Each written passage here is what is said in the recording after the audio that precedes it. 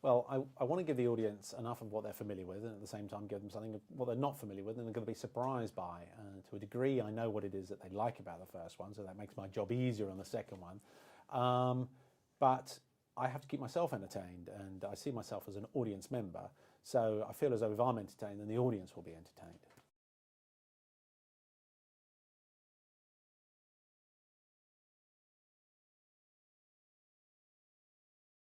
Filmmaking is not, as people like to tell me, like coal mining, right? In the sense that it's not as grueling, but sometimes I'd beg to differ because they are long hours. You do get paid well, but the hours are long, and flight after flight catches up with you, and it's a schedule, and you have limitations, and you have a budget, and there are all sorts of limitations, and somehow you have to make sure that you can maximize on what it is that you've got. Needless to say, that means they take you up to the point of physical breaking point, because that's where the most amount of profit is. So you know, it does grind you down, and there's only so long you can work that hard for.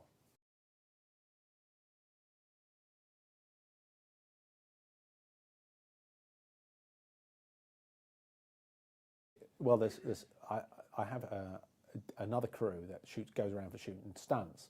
So what will happen is that if I need an element of a waterfall, there'll be a crew that go off and shoot an element of a waterfall. So that crew went to many more countries than I.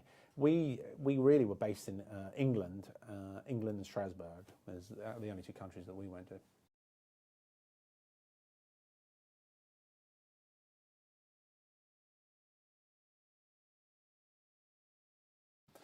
Naomi, we just seen Girl with the Dragon Tattoo, and she was kind of conspicuously attractive as an actress in that.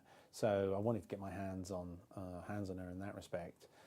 We needed a strong female character because it wasn't going to be conspicuously romantic. So what we needed was a female character to drive that through and to make it worth it. So Naomi just seemed perfect and organic for that.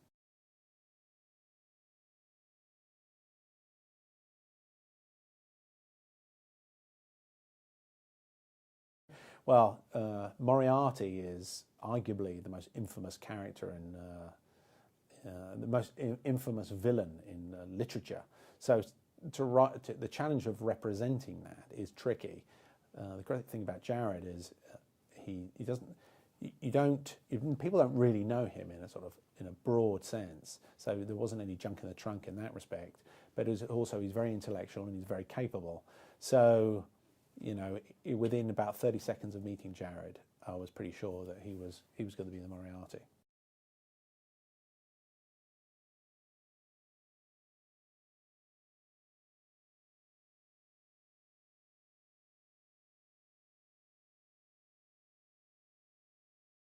The nature of Sherlock Holmes and Watson is episodic by its creation, and my feeling is that if Conan Doyle was still around, he'd be writing screenplays, and essentially that's what he did. He did the 19th century version of that, and it was very cinematic and Bond-esque.